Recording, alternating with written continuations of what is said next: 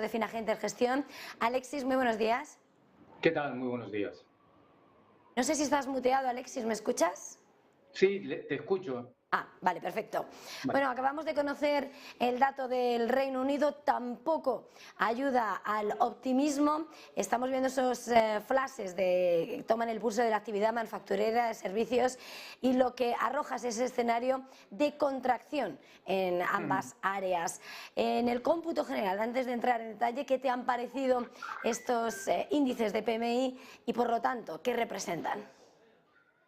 Bueno, la verdad es que no debería resultar una sorpresa, sobre todo después de las últimas declaraciones de Powell tras el último FOMC, en donde prácticamente ya parece ser que la esperanza de un aterrizaje suave pues ya lo está dejando al margen. Se está acabando un poco esa ilusión de que se podía controlar una inflación, se podía resolver un error grave de los bancos centrales de una manera terapéutica sin dolor, y prácticamente lo que nos están diciendo es que no, que va a haber dolor. Y imagínese usted, va a haber dolor en Estados Unidos, que en estos momentos la guerra le queda un poco lejos. Imagínese lo que puede estar pasando en Europa, en donde prácticamente la guerra nos queda a menos de 24 horas en coche del frente. Con lo cual, de alguna manera, en cierto modo es lógico. Fíjese que al final casi todos los datos se están concentrando en Alemania. Alemania pierde en todo, pierde en compuesto, pierde en servicios, pierde en manufacturero. El Reino Unido, sorprendentemente, pierde en servicios, aunque gana y bastante en manufacturero, y Francia, de alguna manera, se encuentra con que cae en manufacturero, pero sube en servicios. De hecho, el cómputo del compuesto en Francia es positivo. Pero en general nos está diciendo problemas importantes en Europa, pero sobre todo problemas muy importantes en Alemania. Directamente porque es el gran actor, y ahí es donde está concentrado todo el problema en Europa, porque es el gran actor económico europeo e incluso hasta digamos, el gran actor político en estos momentos en Europa. Y es preocupante que estos datos estén apareciendo, puesto que la situación no parece que se vaya a tranquilizar, sino que se va a empeorar después de la movilización en Rusia. Por lo tanto, esto no es más que el primer avanzadilla de unos datos que continuarán empeorando.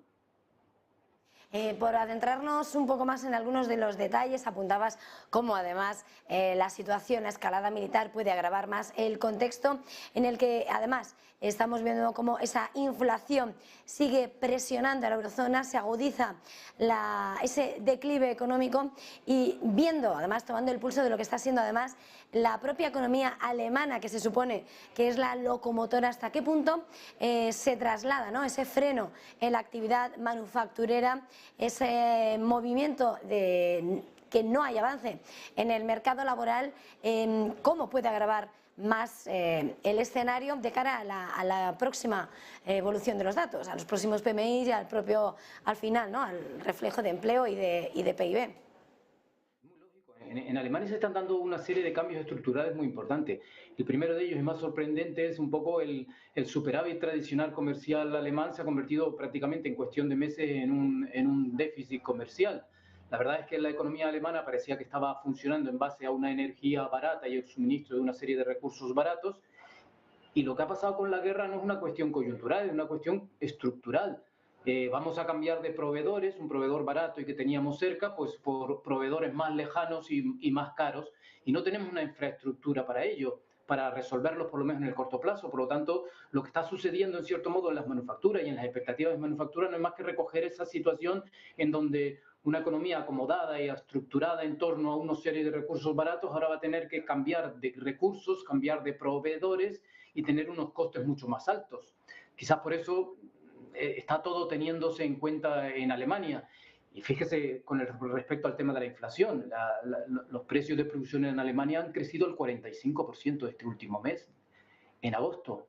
Esto es el nivel más alto desde que se tienen registros prácticamente de este indicador, lo cual significa que nos vamos a encontrar con una desaceleración económica, con un incremento de los costes, con un incremento, por lo tanto, de la inflación, y por lo tanto un banco central con pocos recursos para luchar a ambos, a no ser que su objetivo sea obviamente provocar un castigo terrible sobre la actividad económica, que ya de por sí la guerra lo estaba provocando. Quizás por eso tenemos en estos momentos una ruptura tan importante del euro por debajo de los 0,98, y de alguna manera ya prácticamente casi no le queda referencias, y ahora mismo prácticamente lo que hay que pensar es que salvo que haya algún acuerdo para parar esta sobrevaloración del dólar, ya hemos tenido incluso una intervención por parte del Banco de Japón, pero obviamente el Banco de Japón no está a la altura de poder defender a su divisa, puesto que ni siquiera está siguiendo el ritmo de los europeos sí que lo estamos siguiendo, pero como digo, si no hay algún tipo de intervención, el camino del euro no es al alza, el camino del euro es a la baja,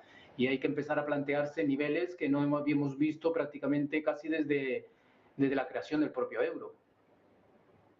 Pues estaremos muy pendientes a esa evolución en cuanto a, además, esa caída, ¿no?, de lo que está siendo el euro y nuestro debilitamiento económico. Tenemos que dejarlo a Alexis Ortega, director general técnico de Finagente Gestión. Un placer, feliz jornada, feliz negocio. Igualmente a vosotros.